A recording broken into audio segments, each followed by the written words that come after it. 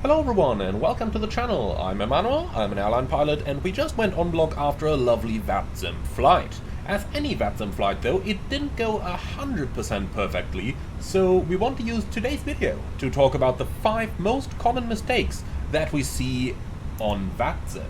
Now we're going to start with 3 pilot mistakes, and then I'm also going to include 2 ATC mistakes, because ATC isn't perfect on VATSIM either, and there are certain habits which are making their way around the network which are most certainly not correct. So let's start. We're going to start with the most glaring and obvious one, that is not vacating the runway. So everyone knows that you need to vacate the runway after landing, but not many people know how to do it correctly. Basically, you all know what the hold short line looks like at the runway, that yellow line that you stop in front of when you are taxiing towards the runway. However, you must not stop in front, but behind that line when you are landing.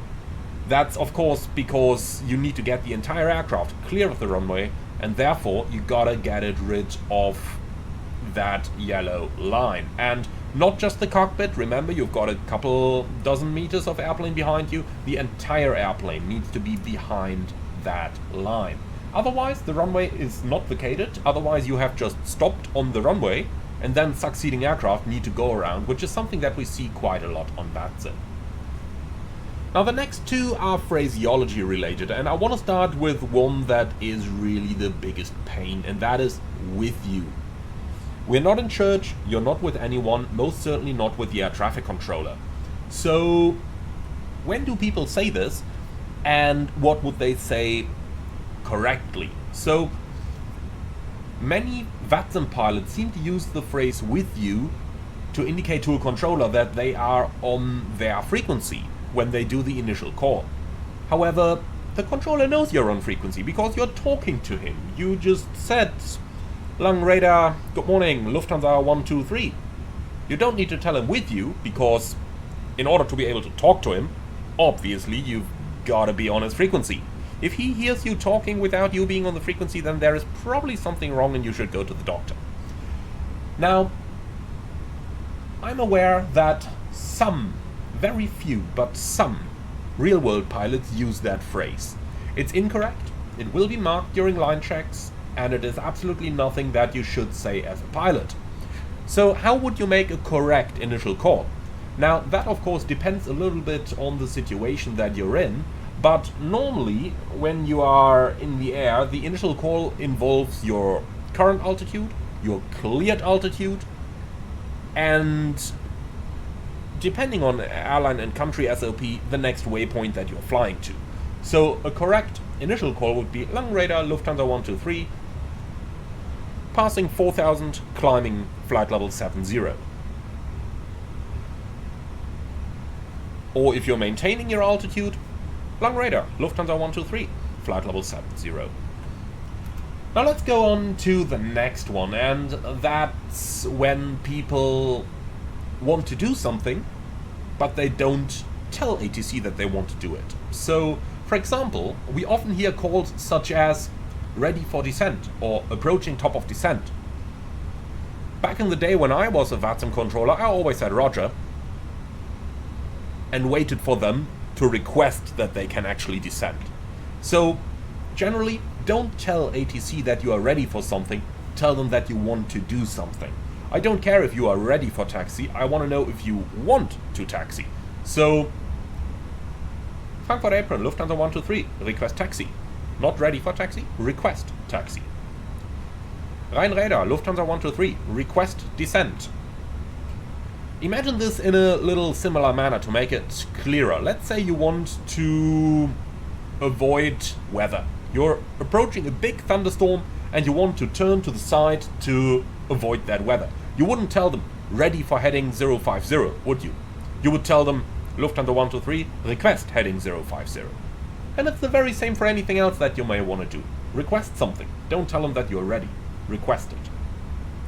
Now let's add one more just because it just fits so incredibly nicely, and that's the difference between an altitude and a flight level. Many pilots confuse these two, and it is rather important, especially if the QNH is nowhere close to standard. Today it's 1013, so we don't have to worry about that, but remember that 3 hectopascals difference make 100 feet, respectively 30 hectopascals difference already make 1000 feet, so it's very important that you read back altitude or flight level correctly. So what does each of these mean? An altitude refers to a pressure level referenced to local QNH. So for instance, if I dialed in, let's say 5000 over here, while I'm on a QNH, then it would be altitude 5000 feet. If I'm on standard, like that, now it's flight level 50. In general, ATC is going to give you the correct term. So if they want you to climb to altitude 5000 feet during your IFR clearance, if they say climb altitude 5000, then you've got to read back climb altitude 5000, not climb flight level 5000. Flight level 5000 would actually be somewhere around 500,000 feet. You're probably not going to make it that high. Really, even if you try. So be sure to use the correct terms over here. Now, of course, it's not just pilots that don't get everything right on VATSIM, it's likewise air traffic control. And there are two favorites of mine for air traffic control about very common things that they get wrong. Now, first of all, that's the phrase brake, brake. You hear that a lot in Europe, on some occasions in the US as well, but mostly in Europe on VATSIM. Now, when air traffic controllers are trying to send messages to several aircraft, which they normally don't need to do in first place, but some of them like to do it, they use the phrase brake, brake. Now, that is about as incorrect of the usage of that phrase as it gets. So, brake, brake should only be used during safety relevant situations. Let's say you're a tower controller, you are talking to some VFR aircraft that is distracting you, and you don't notice that the preceding aircraft hasn't vacated the runway, the succeeding aircraft is almost over the threshold. That's a safety critical situation. Now, you are just talking to that VFR aircraft, and then you notice, oh, darn it, I need to do something immediately. That's when you use brake, brake. So, for instance, Delta Echo Mike, enter the control zone via Sierra, then you notice what's going on. Brake, brake, Lufthansa 123, go around. That's when you use brake, brake. The inflationary use of that phrase on VATSIM, where it is often used just to separate different handovers and stuff like that, completely takes away the original sense of that phrase. So, brake, brake always includes something safety critical. It is not used to give several handoffs in the same go. Those would be done one by one. Now, this leads us to the next point, and that is not answering calls by aircraft and making other calls instead. So, I'm checking in with tower, I'm on an ILS approach, I'm calling Frankfurt Tower, Lufthansa 123, established ILS 07 right. Now, the tower controller calls someone completely different and hands someone off to a radar controller as a response. Now, I have to assume that he didn't hear my check-in, therefore, I'm going to do the check-in again. Instead, what the controller should do is give some sort of feedback that he has heard the message and will get back to you later. For instance, the tower controller could say, first, Lufthansa blah blah, contact radar. In that case, due to that wording, first, I know that he's heard my call and he will get back to it.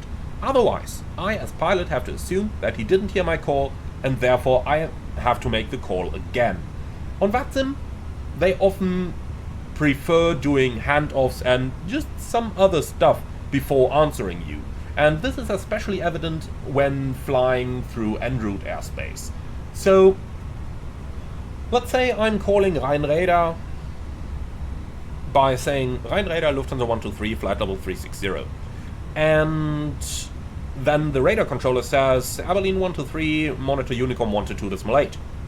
Well, first of all, the sequence of events there is a little bit off, so that handing someone off to Unicom has no timely priority, therefore it would be more logical to answer the other calling aircraft first. But If he wants to hand that other aircraft off first for whatever reason, he should do that by indicating that he has still heard my call. Otherwise, the moment he's finished his handoff, I'm immediately going to do my call again, leading to frequency congestion, but since I have no way of knowing if he'd heard my call or not, that's technically speaking what I am required to do. Now, a couple of these have been addressed by VATSIM pilots simply adapting to how the controllers tend to work. Things like break or not answering calls. That stuff just somewhat became the norm on VATSIM, but it's something that if that happens in the real world, things would go southbound. Controllers would not achieve what they want to achieve, they would increase their frequency congestion, and that is stuff that can most certainly be done better. So, I hope that you enjoyed these 5+1 points of the most common mistakes I hear in VATSIM. Think about them if you're flying online, and think about if you do any of these. Thank you very much for watching. I hope you found this one interesting. Be sure to leave your feedback in the comments underneath the video. As always, like, comment and subscribe, and if you really love what I'm doing, I would appreciate a small donation through the Buy Me a Coffee link in the video description below.